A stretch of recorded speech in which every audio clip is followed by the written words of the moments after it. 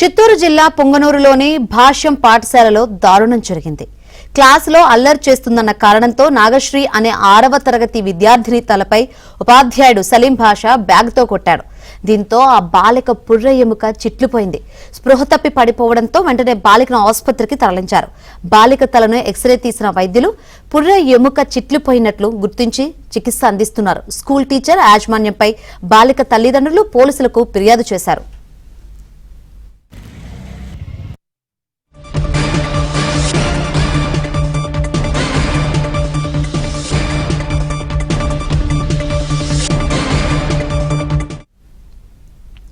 చిత్తూరు జిల్లా పుంగనూరులోని భాష్యం పాఠశాలలో దారుణం జరిగింది. క్లాసులో అల్లరి చేస్తుందన్న కారణంతో నాగశ్రీ అనే 6వ తరగతి విద్యార్థిని తలపై ఉపాధ్యాయుడు సలీం భాషా బ్యాగ్తో కొట్టాడు. దీంతో ఆ బాలిక పుర్ర ఎముక చిట్లిపోయింది. స్పృహ తప్పి పడిపోవడంతో వెంటనే బాలికను ఆసుపత్రికి తరలించారు. బాలిక తలను ఎక్స్రే తీసిన వైద్యులు పుర్ర ఎముక చిట్లిపోయినట్లు గుర్తించి చికిత్స అందిస్తున్నారు. స్కూల్ టీచర్ యాజమాన్యంపై బాలిక తల్లిదండ్రులు పోలీసులకు ఫిర్యాదు చేశారు. మరిన్ని వివరాలు అందించేందుకు మా ప్రతినిధి మనోహర్ రెడ్డి సిద్ధంగా ఉన్నారు. మనోహర్ రెడ్డి, ఆ బాలిక కండిషన్ ఏంటి ప్రస్తుతం?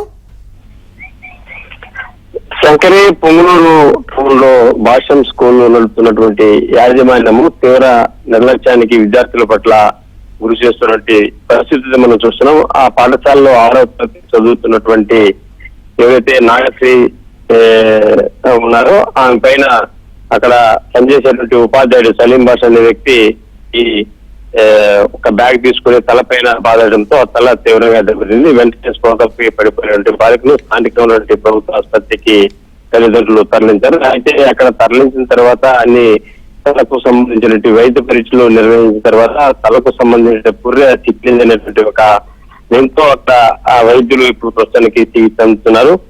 ఈ నేపథ్యంలోనే ఏదైతే ఈ ఘటనకు సంబంధించినటువంటి విషయం పైన బాలిక తల్లిదండ్రులు అక్కడ స్కూల్ యాజమాన్యం ప్రిన్సిపాల్ కు ఈ విషయాన్ని ఫిర్యాదు చేయడం జరిగింది. మరి ఫిర్యాదు చేసిన నేపథ్యంలో ప్రిన్సిపాల్ సుబ్రహ్మణ్యం అనే వ్యక్తి ఎవరైతే తల్లిదండ్రులు ఉన్నారో వారిపై కొంత ఎటకారంగా మాట్లాడినటువంటి సందర్భాన్ని వాళ్ళు జీర్ణించుకోలేకుండా పోయారు. మరి ఇంత జరిగినా కూడా ఈ విధంగా స్పందిస్తారనేటువంటి ఒక ఆవేశము ఆక్రోశంతో తల్లిదండ్రులు నేరుగా స్థానిక ఉన్నటువంటి పొంగనూరు పోలీస్ స్టేషన్ కు వెళ్లి ఇద్దరి పైన కూడా ఫిర్యాదు చేయడం జరిగింది. దీంతో పోలీసులు ప్రిన్సిపాల్ పైన ఎవరైతే దాడికి పాల్పడినటువంటి ఉపాధ్యాయుడు సలీం భాష ఇద్దరి పైన కూడా కేసు నమోదు చేసి ఈ సంఘటన పైన పోలీసులు కూడా చాలా సీరియస్ అయిన పరిస్థితి. ప్రస్తుతానికి ఆ బాలిక మదనపల్లి ఆసుపత్రిలో చికిత్స పొందుతుంది.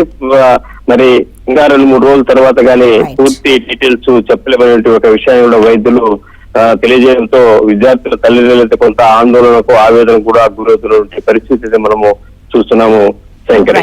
Thank you Manohar Reddy.